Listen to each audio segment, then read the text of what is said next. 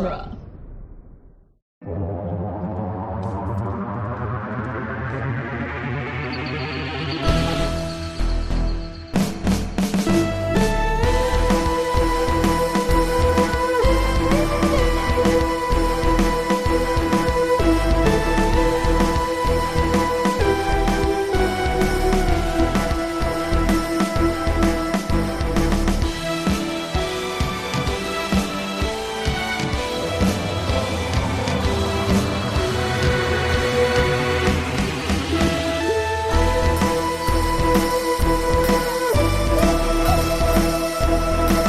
Doctor Who The Long Way Round, the weekly podcast where we review, discuss, and recap every episode of Doctor Who, one doctor at a time.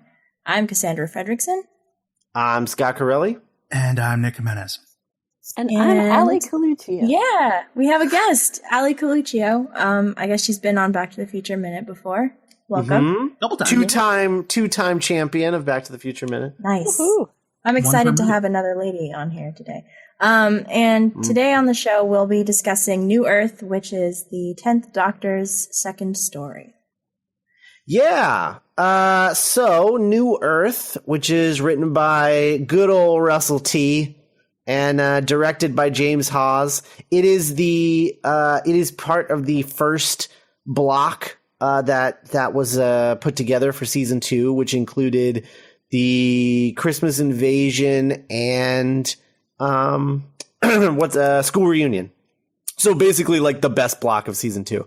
And so the idea of this story was that one, Russell T was really interested in writing a sequel to The End of the World, which we just talked about last week. And he wanted to do a sequel to The End of the World, and this is prior to him. As he was writing, he ended up realizing that he was going to make a trilogy of episodes, which would end with Gridlock next season, which is sort of like a loose Face of Bow trilogy, sort of. So he wrote this, and the reason he was really excited to write a sequel, but what he was really wanting to do, the reason he wanted to write a sequel was because he wanted to bring back characters from the Christopher Eccleston season into the David Tennant season to basically soothe new Who fans into understanding that while it is a new Doctor, the show is staying the same. So that's why there's a lot of repeated characters and things like that, like Harriet Jones in the Christmas Invasion and stuff like that, just to sort of make the transition a little easier on everyone, because it's the first time that it had happened since, the movie. Sort of 96, sort of with 8th Doctor, but really even before that with the transition from 6 to 7 back in the 80s. So it had been a really long time since this had ever happened in show. So that was important. And then the only other bit of fun background stuff is so there's two things. So one, this episode originally was going to end very differently, with the Doctor being forced to let all of the patients die because there was no way to save them. And it was actually, of all people to save this episode, it was actually Stephen Moffat who pointed out that Russell T Davies had a tendency to introduce interesting characters and then immediately kill them all off. And he was like, irony. Yeah. And he was like, when I did that episode last season where the Doctor saved everybody, maybe you could do that sometimes. And so Russell T took his advice and rewrote the ending of this episode. And that's how we got the really great, optimistic ending that this episode has. Thanks, Stephen Moffat.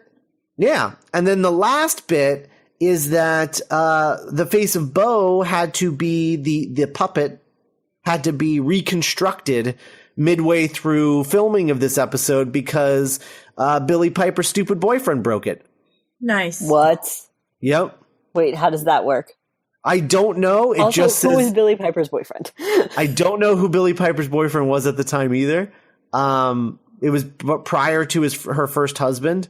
But yeah, whoever her boyfriend was at the time, he came on set and accidentally broke the face of Bo, and they had to fix it. Let's just say it was Noel Fielding.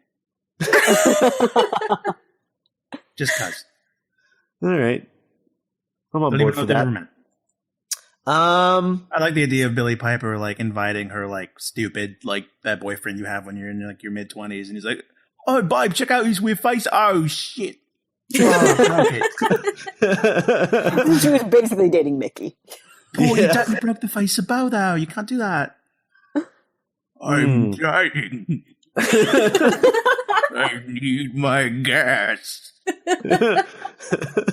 Oh no. So that's all there is for as far as background for New Earth. But Allie, why don't you tell everybody sort of where you come from with the show? When did you first started watching? And I guess who's your favorite Doctor, and that whole thing. Where do you come at with the show? Your whole thing. Yeah.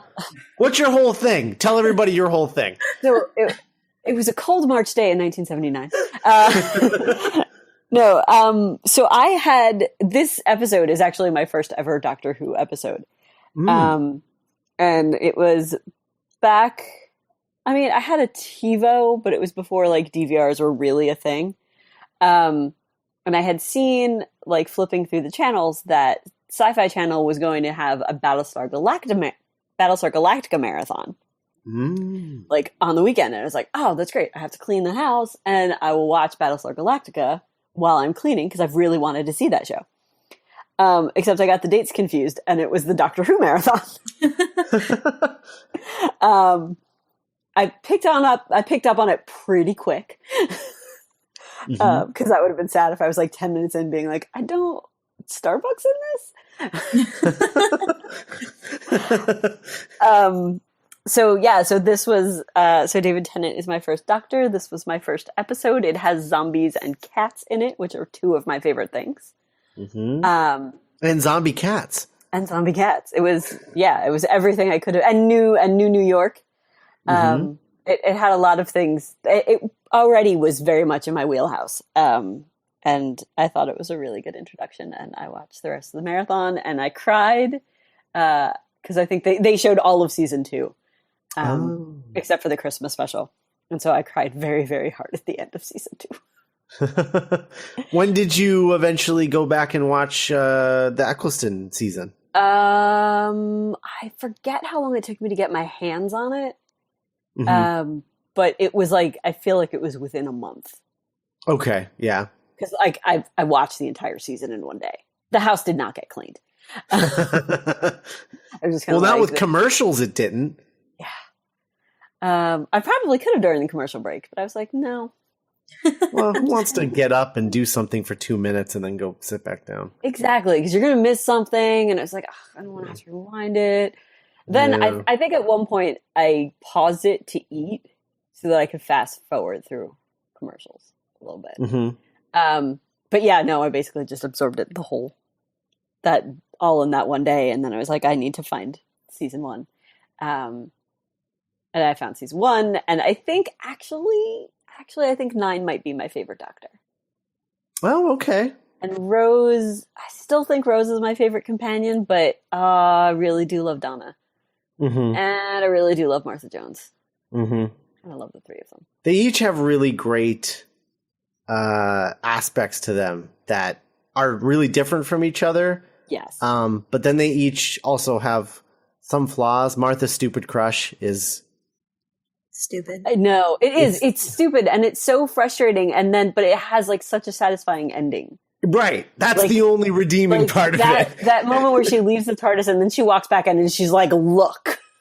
Yeah. I need to tell you all of these things.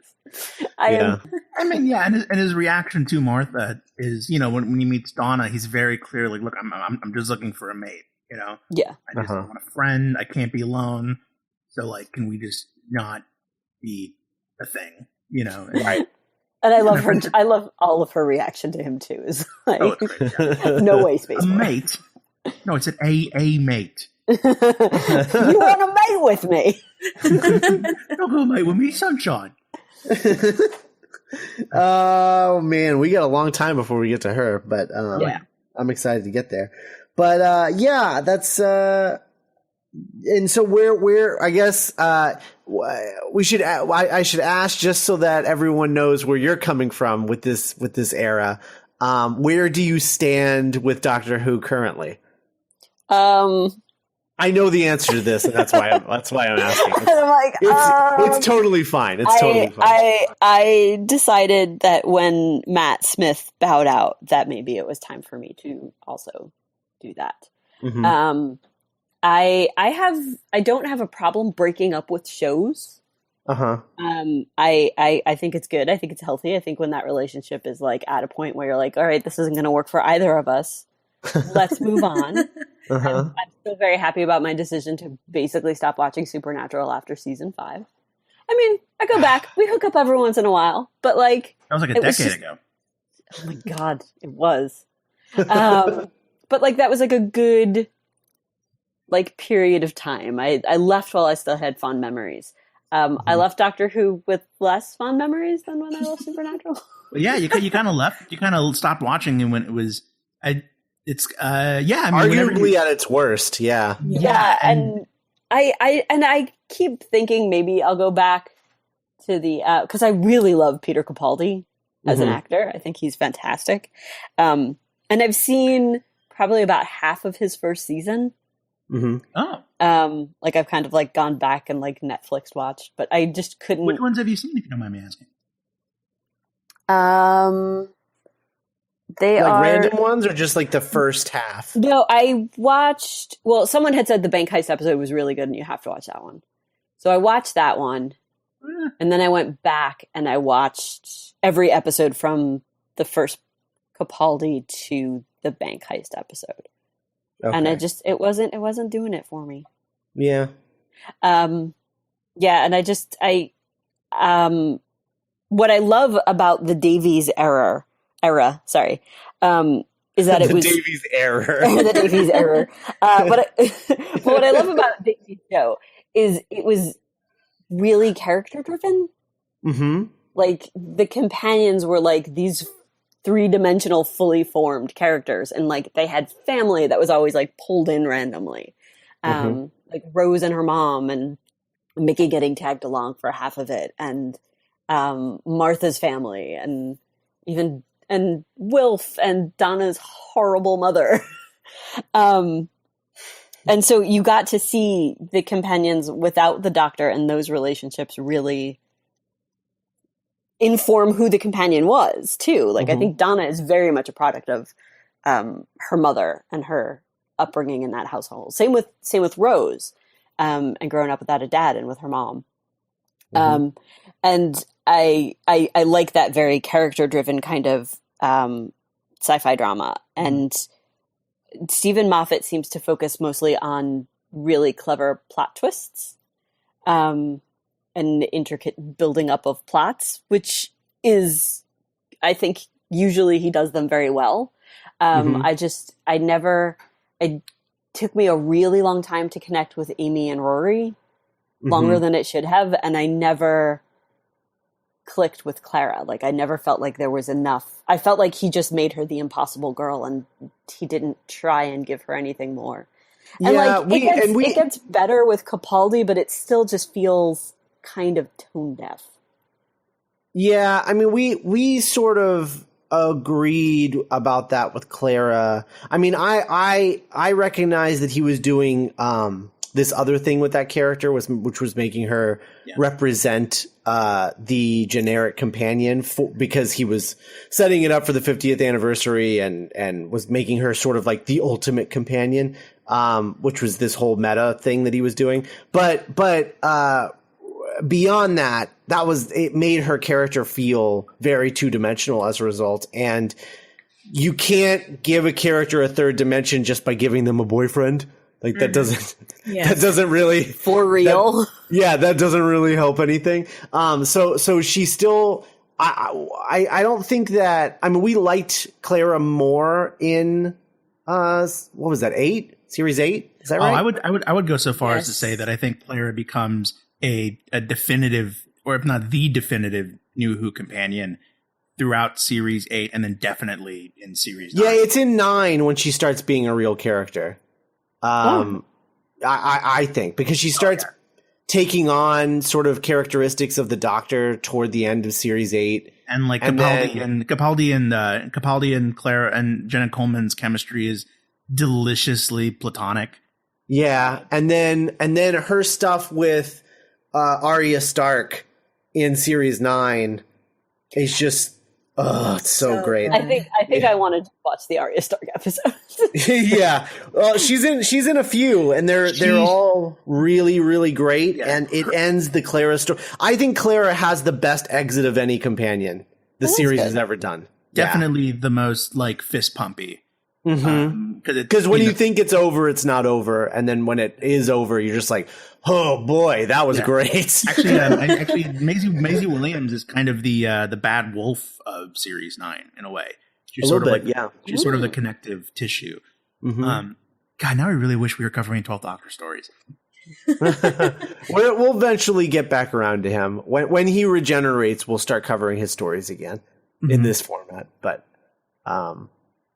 Yeah, it's. I don't think any of us blame you for leaving. I don't blame anyone who left. We came so close. I mean, I personally came so close to dropping the show during the Matt Smith era. Cass did drop the show and only came back when I told her to be a co-host on the show. She was like, "Okay, I guess I'll watch now." No, I stopped after the wedding of River Song, and I was just like, nope. The worst episode of the series ever. But like, can you blame me though? No. I get so angry when I think about what drove me the most nuts about the Matt Smith episodes was what happened to River. You see her in the 2 episodes, and she is Space Indiana Jones. Like, that is what she is. And I don't know what happened. Because Moffat wrote those episodes.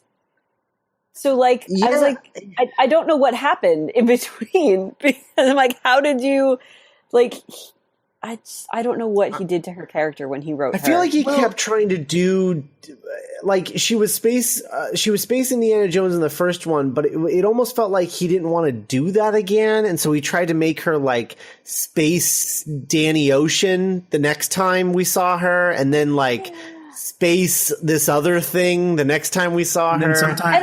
Sometimes Space Jessica Rabbit. Yeah, right. Yeah, and I think that was where I got really frustrated. I was like, she does not need to be Space Jessica Rabbit. She is, and I'm very cool with the arc of she's Space Danny Ocean turns into Space Indiana Jones, because I feel like that's a really good character arc. And I get that you're never really going to get... It's actually kind of the arc of actual Indiana Jones. Pretty much. And I get that with her story always being like we're seeing her and we never see her in a linear fashion, that you can't see that character development. But it's she doesn't need to be Space Jessica Rabbit. Like, she has enough going for her.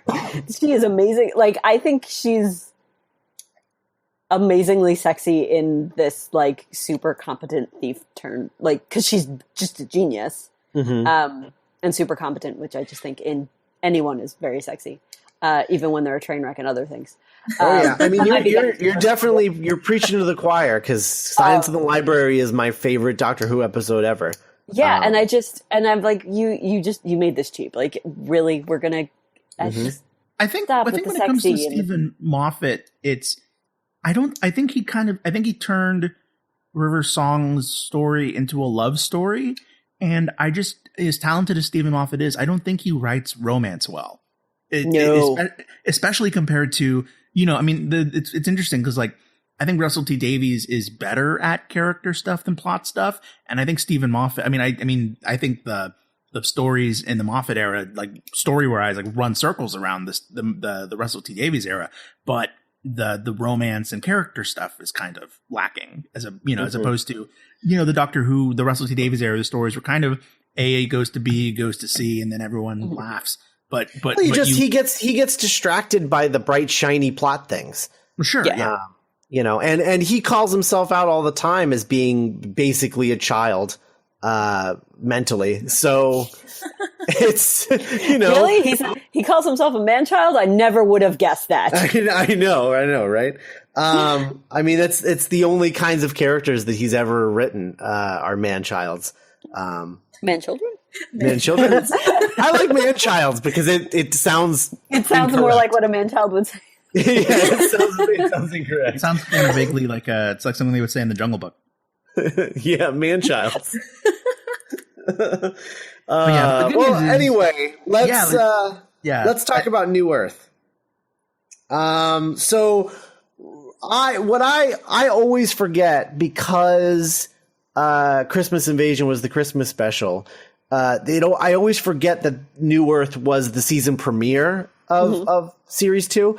Until I see the very first opening shots, you get those really dramatic close-ups of David Tennant as the Doctor. They're just like, oh, look at this guy. Check this guy out. Isn't that cool? And I love that. It's because it just instantly breaks the tension after that big dramatic reveal, where the music starts getting like fun and whimsical and everything. But I also, there's something about this TARDIS that I really like as an alien spaceship, because there's a bit where, because it still has, you know, switches and buttons and stuff, but it also has weird stuff. Like in this opening bit, he like reaches into this thing where there's a ball and he just like moves the ball around. And I'm like, that's not how you run a thing on Earth. So like it feels very alien that you're just like, yeah, just reach into this basket and turn this ball thing around, and that does something. I don't know. I love the 9 and 10's TARDIS. Like and maybe it's because it was my first TARDIS, and then when they changed the desktop settings, I don't like it. But I love how organic it looks. Like I love that it looks like there is a tree growing in the middle of all this space stuff. Oh, and if you like move a branch, there's a ball pit that drives the thing. Well, and what I really like about that, and something and I shouldn't say what I like about it that just dawned on me just now, is that I like that it's really organic, because it's almost as if the Doctor has made the TARDIS look that way, because it's never looked that way in the classic show. So it's almost as if he's made it look that way to remind him of Gallifrey, which doesn't exist anymore. Oh. Sad. Where blew my mind there. Yeah, where he's just like, let's put it on like the basic setting and make it really alien looking, and make it look like, you know, Gallifrey stuff and Gallifreyan stuff, and remind me of home, because this is my only home now because I have no planet to go to.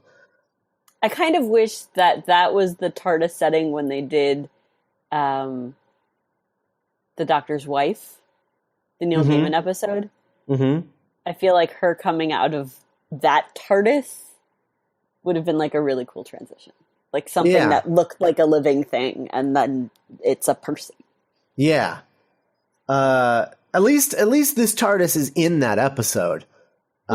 This TARDIS interior. It's like a side room or whatever that they end up in, which was, I remember when that moment happened, I was like, oh God, I missed that TARDIS so much. Wow. Yeah, I cried. I straight up cried. It was just like an instant, like my heart was like, oh my God. But yeah, I do really like this TARDIS, and I don't know that I dislike any TARDIS. I think I like a lot of them for different reasons. And, you know, even if the first Moffat TARDIS, the first Matt Smith TARDIS isn't the most TARDIS-y TARDIS, it feels like Matt Smith's Doctor. Yeah. Like it fits his personality really well. So I like it for that, if nothing else. And I do like it as a design, but I really like it as his TARDIS. And then I like the current one because it reminds me of the old show, the classic series, and I don't know. But I like this, and I think lasted for exactly as long as it should have. You know, it was around for 5 years, which is a long time for a TARDIS interior. And it's really great. It feels like going home. It's really nice. My first question, I guess, is how long do you guys think that they stayed after Christmas? Because they're not wearing warm clothes and they're all standing outside in England. Oh, true. Probably just like they'll be. That was the break from when they filmed at Christmas. Yeah, I was just wondering, like, so they were there for Christmas and then they just like hang out for like 4 months Until Rose's 21st birthday, Scott. Did we miss 4 months worth of like Lodger like David Tennant stories, like hanging out with Jackie? Amazing. No, we missed 2 months of awkward, like, hey, Mom, I'm bringing my boyfriend home for Christmas break. Don't walk in on us snogging. I'm not really cool with missing out on that either. I'll be honest. I feel like I want to see the point where Jackie goes from, "Oh, I don't like you. You don't look like the other one," to hitting on him again. Yeah, that's true. That is true. You are correct, Nick. I do not like Rose and 10. I am in the minority in that, but I do not like Rose and 10. So they leave, and I love the bit where Jackie starts walking away before the TARDIS even disappears, because she can't deal with her daughter, like, going on another trip where she might almost die again. Can we talk about Rose and Mickey totally pulling a Rihanna and Drake at the very beginning? When he's like, I love you. Bye. That's like the whole really. It's so gut twistingly awkward. You're just like, bro, get out of there. Like, and then he just keeps standing there watching her go, hoping that she'll be like, "Oh, I love you too." And it just never happens. Like the dog in Futurama, just like the seasons start to Oh change. no! Oh no! That's me. Oh, my heart hurts now. Why would you talk about that episode? Oh man! Walking on sunshine. Man. So last week there was, I was going to say there was some confusion. No, I was confused because I, for some reason, remembered that the steward from End of the World was the guy that is Cassandra's like manservant in this episode. Chip. Right. But it turned out like they're not even the same color. So it's not the same actor. I remembered that incorrectly. It's not the same actor either, is it? Man, I don't think so. Okay. Yeah, Although I feel like they look a lot alike, though. Although, as Billy McCartney pointed out, that actor does return in Doctor Who in the future. Mm-hmm. They both kind of look like Stewart from Mad TV. They do. Yeah. And so I just get them confused, I guess, even though their skins are different, completely different colors. But there you go. Then we get our first shot of New York as the Doctor and Rose come out, and Doctor's got that note. He's got a psychic paper. Is this the first time that we see the psychic paper working on them, working on our characters, and not just being a blank piece of paper? So I think so. Yeah. Yeah. I think it is. It's interesting. Because I think they just use it to get into places. I don't think it's like message on a side. Yeah, the only other time I can think of that the psychic paper was used to like send a message was, good old River Song. In Series 5, I think. I think that's the only other time I remember the psychic paper being used like that. And then I think Moffat after that used it a bunch of times like that, but. Well, yeah. it's a great little way to get the episode going, where it's like someone writes on his paper, it's all made up. Let's do this. Yeah, I that's true, but I like when the TARDIS just takes him places because that's where he's supposed to be. That was like that's my favorite part of like the Doctor's wife, when she's just like, no, I just send you where I know that you need to go because, it's my job. I really like that. Are these the same spider bots from End of the World? Yes. Yes. Okay. She's branding, so that's good. They're the Cassandra bots. Yeah, the Cassandra spider bots. Spider bots? Spider bots. Spider bots. Spider bots. Spider bots. Into it. And then speaking of things I'm into, I think my favorite part of this entire story, other than the human Cassandra scene at the end, I love the setup payoff of the elevator disinfection. Because it's just like this fun throwaway thing. It's like the one time, I think, because Russell T Davies as a writer is often accused of pulling a Deus Ex Machina to solve all of his problems. This is one of the few times that you can point to as an example that he clearly set this up and paid it off later as the solution to the problem. It's Chekhov's elevator. Yes, it's a very clearly done, and I really, really like that a lot. And it's done really well because it could have been Chekhov's elevator, but it was like, you know, it was like part of the story, and it was like this really fun scene, and it was just really, it's memorable. In fact, I always remember them being disinfected, and I rarely remember that that's the solution to the problem at the end. When I'm rewatching the story. I think the sign of good screenwriting is when you're setting things up, but the audience just remembers it because of what it is. I think so many times, you know, if you watch kind of a lesser made movie, you can kind of like, oh, this is clearly going to come back later. But like, you know, if the audience feels like they remembered it just because it mattered to them and then it pays off, it kind of feels like they're being rewarded for being invested in your story. Mm-hmm. Yeah. So the doctor goes up to floor 26 and Rose goes down to the basement or something. Some floor down below where Chip is waiting for her and knows her name, and she just like Rose is like, and just grabs like a heavy stick and was like, nope, you're not supposed to know my name. This is all bad.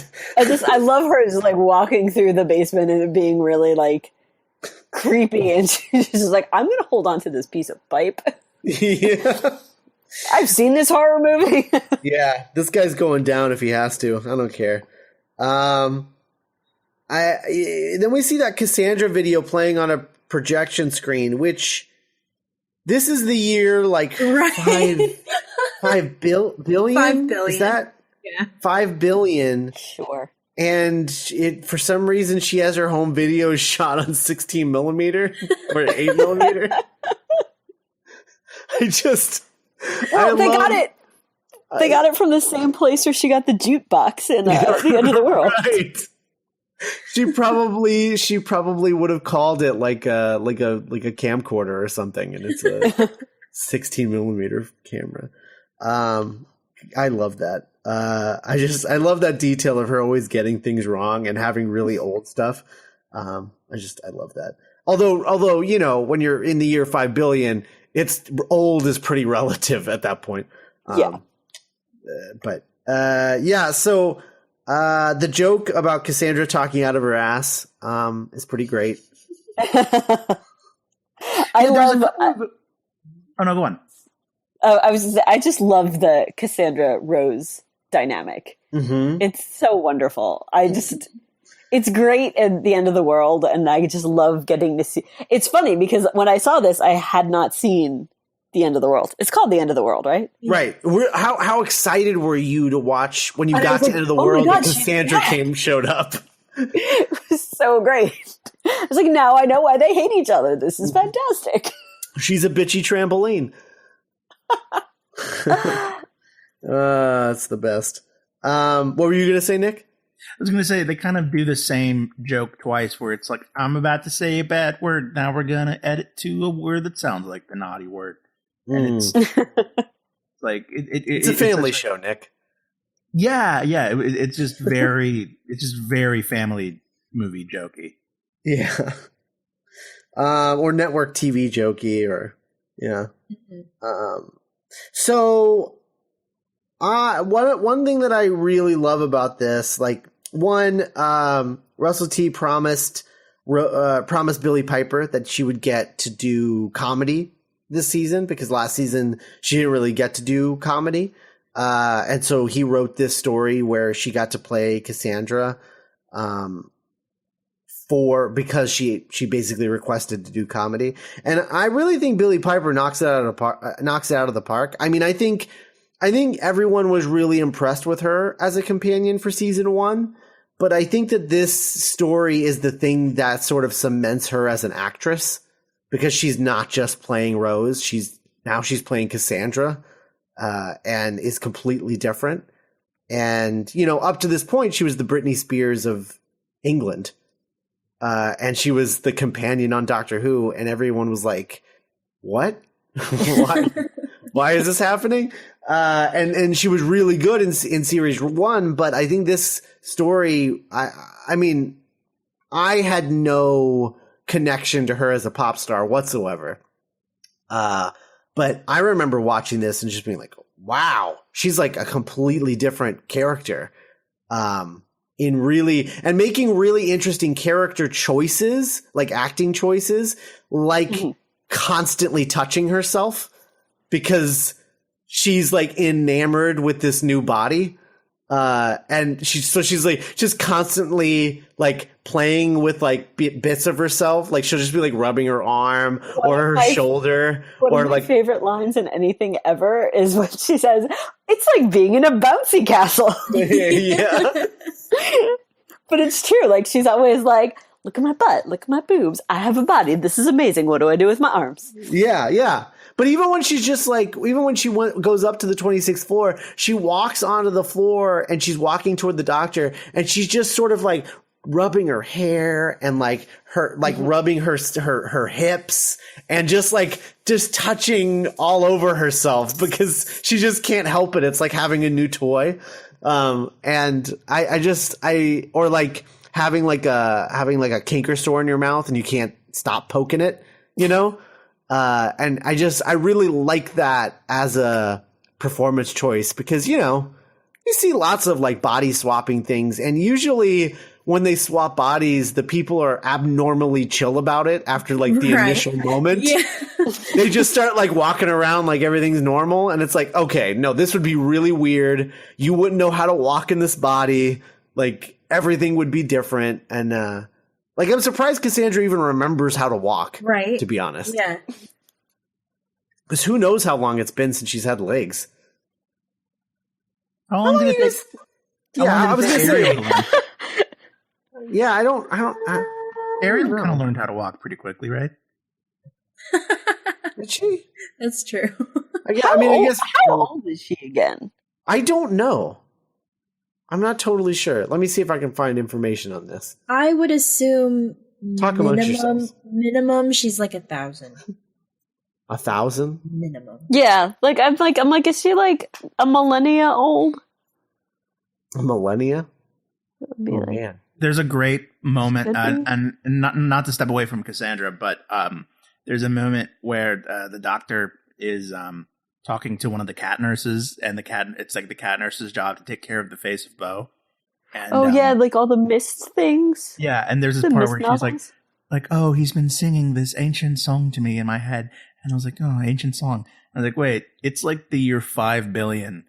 Like what's an ancient song? And then I just imagined the face of Bo with his psychic powers just being like, uptown, funk you up.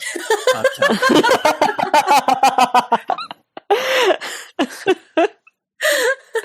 It's true though. Also, I'm just realizing now that like Cassandra and the face, like Cassandra could be face of Bo old. Like basically, that's in Russell T Davies' 5 billion years in the future, everyone just turns into a face. Yeah, she is 100 million years old. What? What?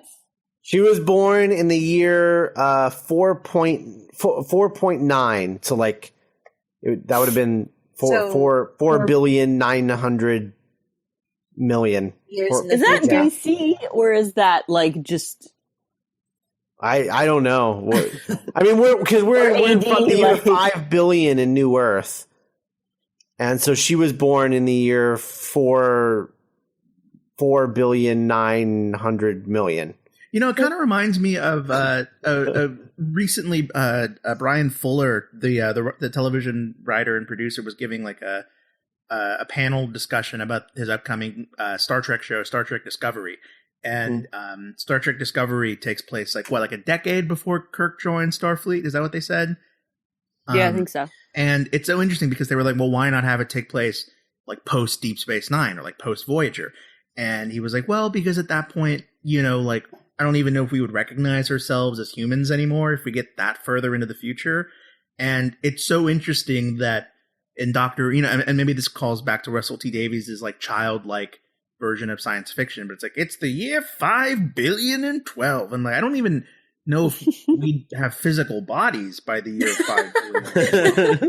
Like, we'd probably just be like consciousness in some sort of like weird, like Wi-Fi ocean or something. You know what I mean? Or face trampolines. Or constantly swapping bodies between 3 characters. So the Rose / Cass, the Cass Rose kissing the Doctor is a really interesting moment to me because I bet it is.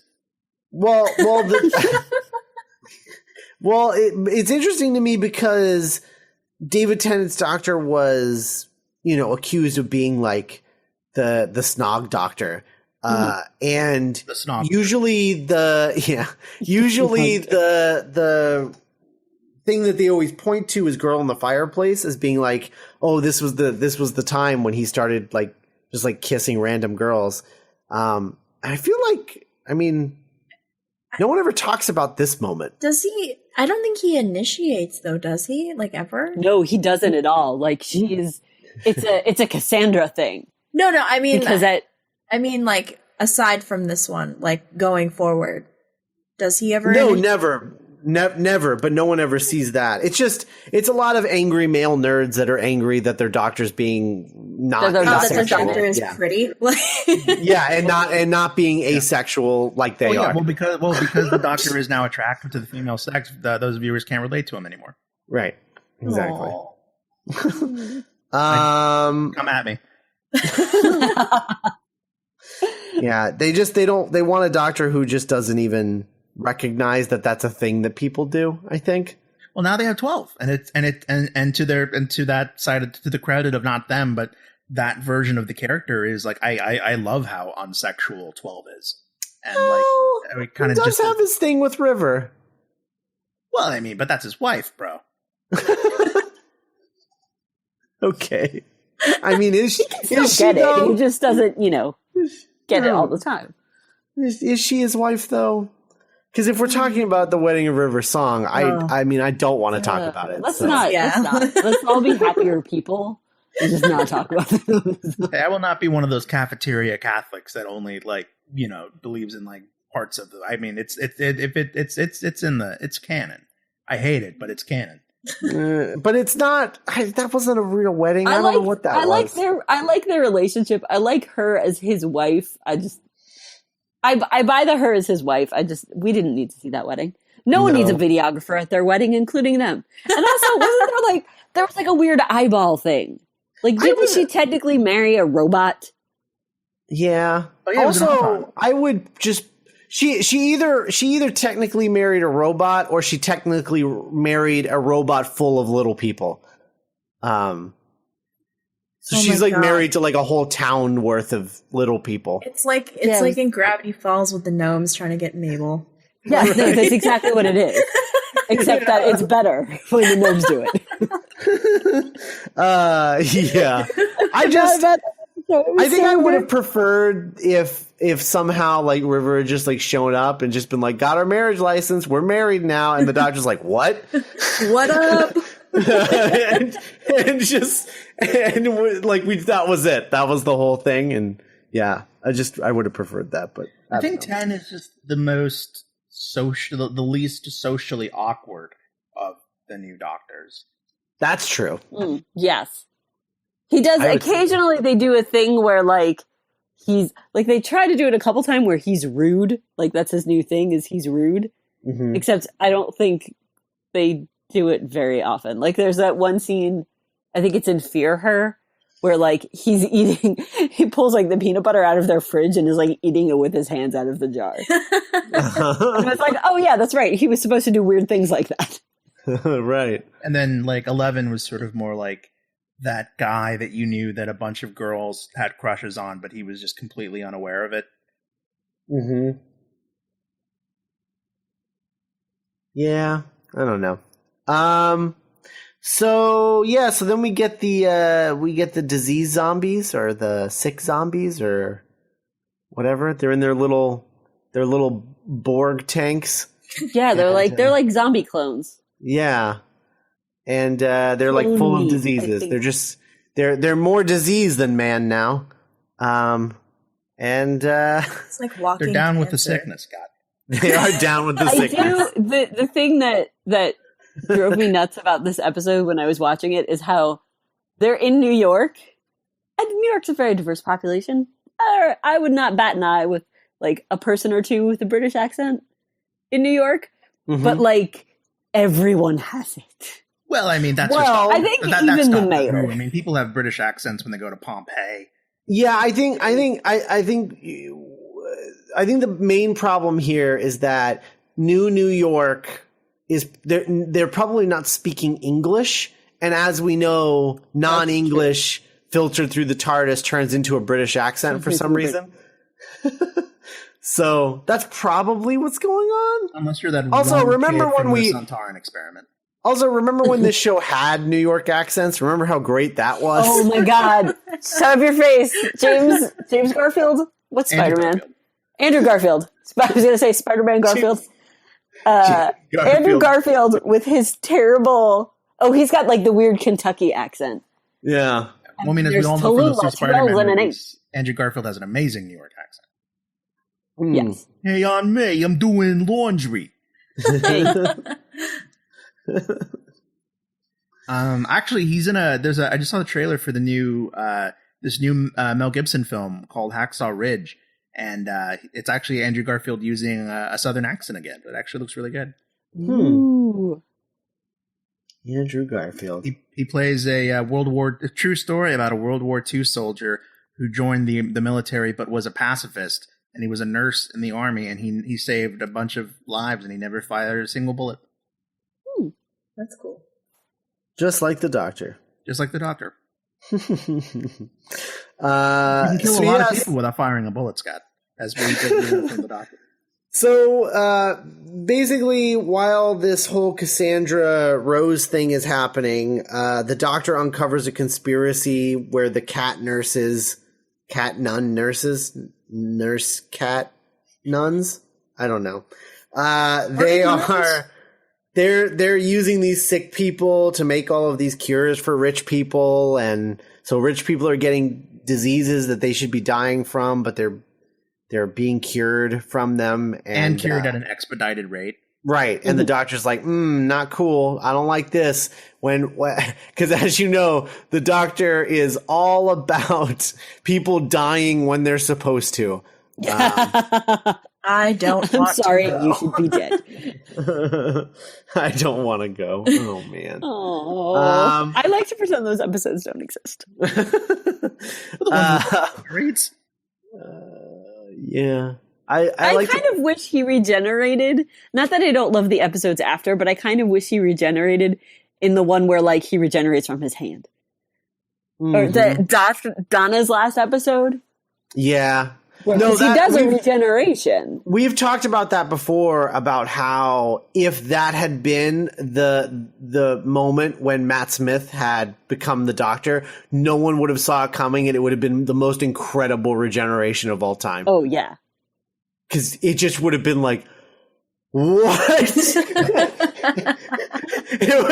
I remember watching that when it aired and just being, I was in a state of shock for a full week until the next part because I had no idea. All of Britain was on the edge of their seat for that. Oh my God.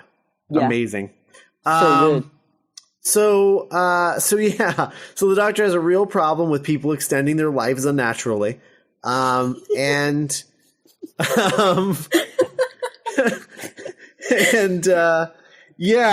then he wants to break this down, and then Rose Cassandra is like, no, I'm going to break it down. And I'm going to use this information to get money out of them. And the cats are like, and so she locks the Doctor in one of those bins, and then the cats are like, "Oh well, we're not going to listen to you because we have claws, I guess."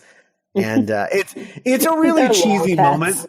Yeah, the claws thing is a really cheesy moment, and it's the sort of thing where when I was watching it originally, I'd always roll my eyes at moments like that, and it would be the moments where when I was showing the show to other people, I would always be like embarrassed / apologetic of like moments like that. But now, 10 years later, I watch these moments and I'm just like, Russell T Davies era. Like, and it's just, you just kind of like smile to yourself and be like, yeah.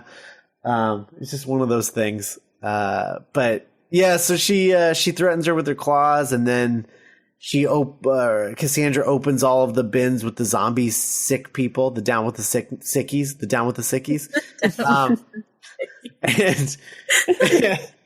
And the cats get attacked by the down with the sickies, and they start hissing at them and stuff, and it's pretty great. I really like the cat women like hissing and acting like cats. That's really awesome. And then the Doctor leads them all to the elevator payoff and cures them, and they all touch each other and get better.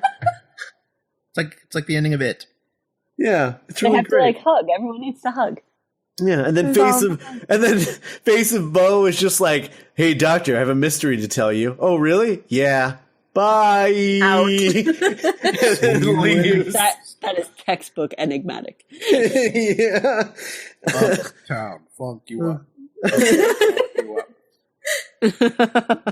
Let me out. This is not a dance. One thing I really do like about this is we get a little bit of Time Lord Victorious in his attitude. Like, he's like, that line about how he's the highest authority. And it's like, really? Are you really? I guess, maybe. But I like that he just like hits the ground running, and that's kind of, they set it up really early on in his story. Mm-hmm. Mm. Well, and what's interesting is that originally the Face of Bo reveal was going to be the you are not alone secret. He was going to tell him in this episode. What? Yeah. And Russell T was like, let's stretch this out a little bit longer. Let's save it. And so they went and reshot the him being Audi 5000. Which is Doesn't he say something like actually I for the third time for the last time, or like yeah. I take it back. They probably didn't reshoot anything. They probably just, because he's a puppet, so he's not actually talking. Yeah. So they probably just like redubbed it. Yeah, they just redubbed it and then like made him disappear with computers. Keep Billy's boyfriend away from my. Yeah. They probably just had to reshoot it with like a plate or whatever. That's probably what the reshoot was. I'm Jack Hawkins. And then I really like earlier in the episode when Cassandra's watching that 16 millimeter footage of her at the party, and she was like, "This was the last time that I was called beautiful," and the reveal that she was the person who was the last person to call herself beautiful, like that whole time loop. Because but I cry at that. No, it's perfect because Cassandra doesn't love anyone more than she loves herself. Yeah. So the fact that she's mourning her own death is perfect.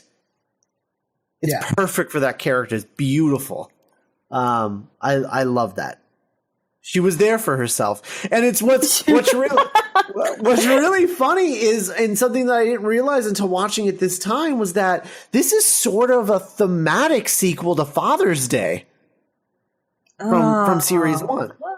Whoa. It's about saying goodbye to someone you love. Yeah.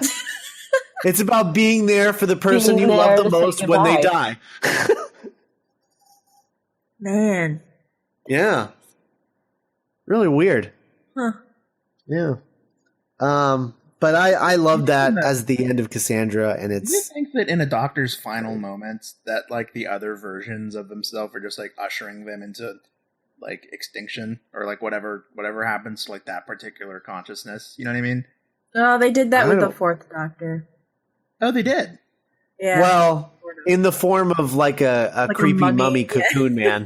Yeah. Whoa. Talk about William Hartnell like that. Like a mummy cocoon man, and they were like, "Oh, it's the thing. Watcher. Dun, dun, it's the Watcher." And then you look up stuff later, and it was like the Watcher was the physical embodiment of the 3 Doctors before him, and I was like, I'm pretty sure it was just a mummy cocoon man. I don't. And then they like understand. morph, and then they turn into Davison. It's really weird. Yeah, they like merge together, and 4th Doctor has a cocoon on his face, and then the cocoon fades, and then he's Peter Davison. That was weird. That was a weird. I mean, really special effects in that.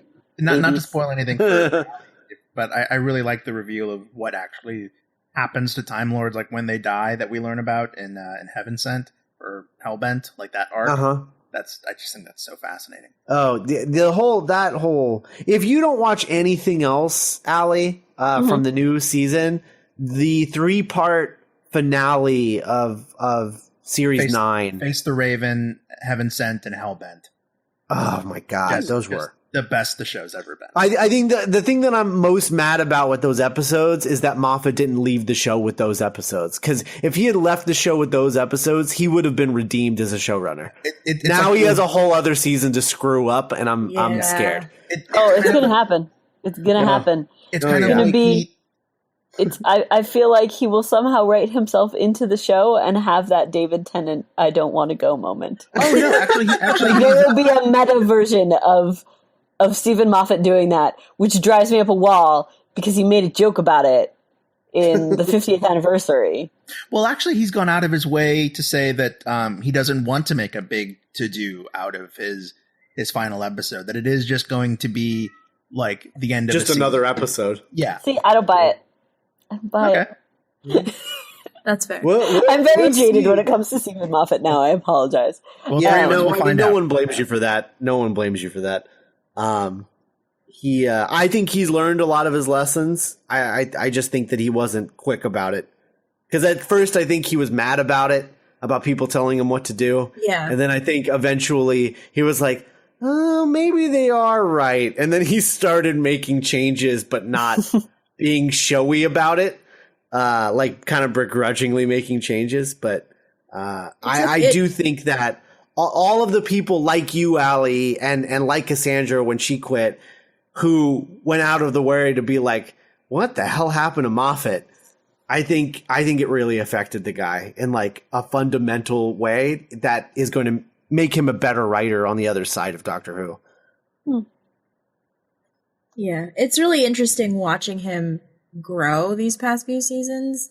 Like, because literally grow as a writer. Yeah, and like a person too. It's ridiculous, but at like 55 or however old he is. I mean, man, but it's crazy.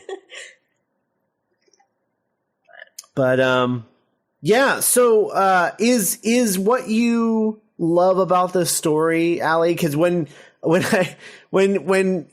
you were on Back to the Future the last time, you were like, when are you guys covering this story?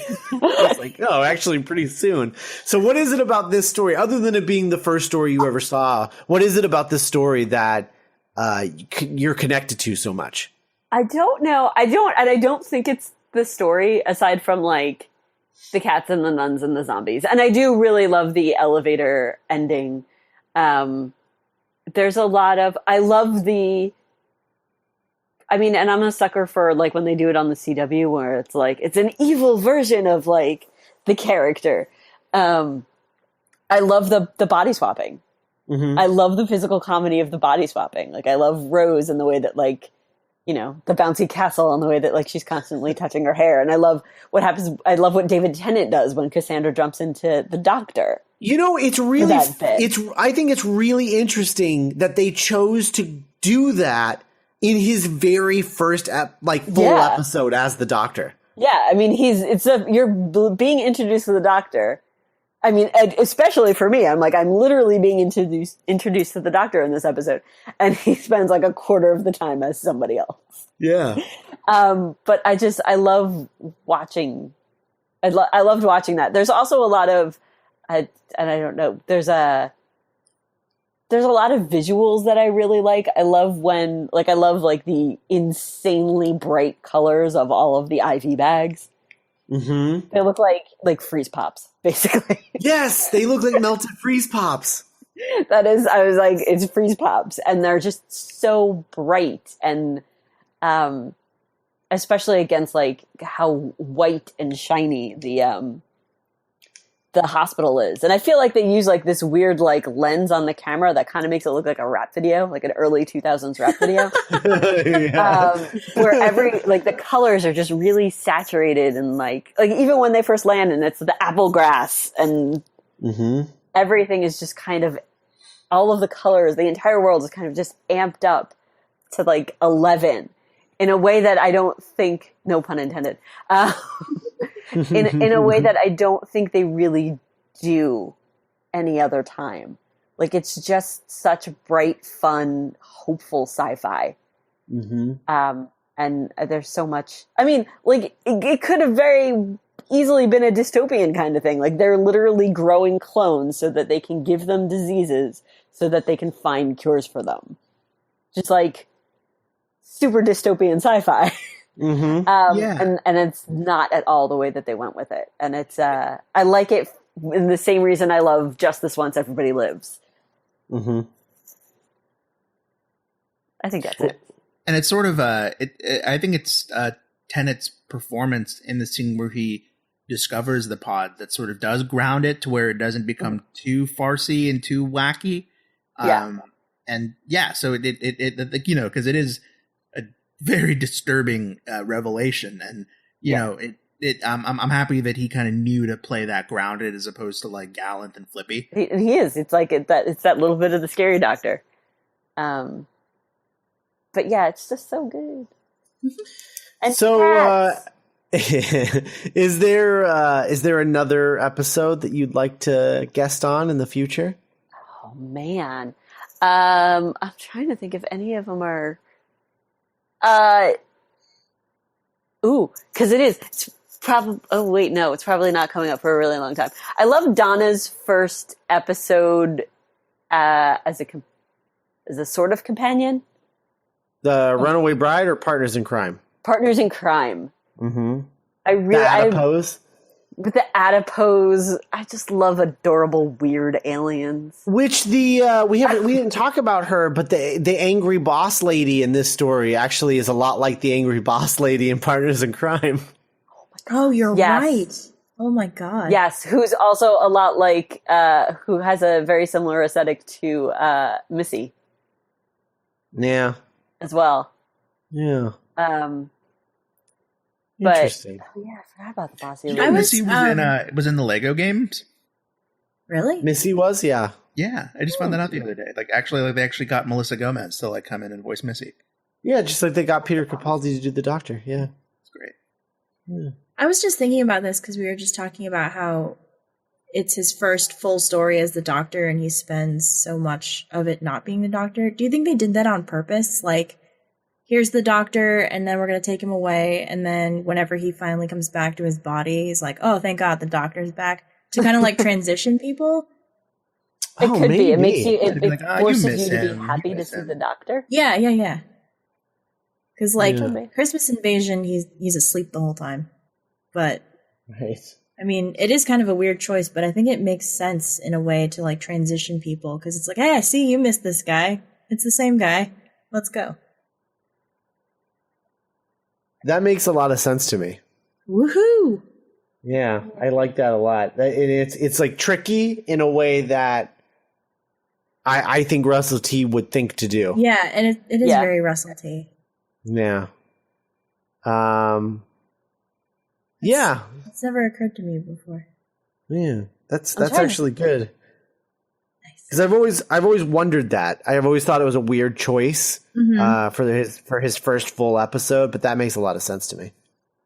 Plus, it kind of shows off. It gets to both of the actors get to show off their range, like their acting range. Yeah, it almost feels like the writer. It almost feels like Russell T Davies and the director are like taking the new car out for a joyride. You know, like let's see what this baby can do. Yeah, yeah, it is. It's a very acting heavy episode. Mm-hmm. Like it really relies on the acting capabilities of David Tennant and Billie Piper, and the physical comedy part of it too. Mm-hmm. Also, unrelated. Yeah. If you do need someone for the Doctor Dances, okay, that 2-part London Blitz. All right. Introduction of Captain Jack Harkness extravaganza. Right. Fair enough.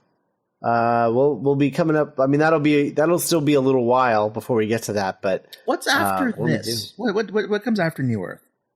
In 10th Doctor? Yeah. Tooth and Claw? Yeah, Tooth and Claw. Yeah. Oh, Werewolf. Yeah, I watched the trailer for Tooth and Claw at the end of this episode. I was just like, I remember not loving that episode, and it is. That episode is so weird. I love Tooth and Claw.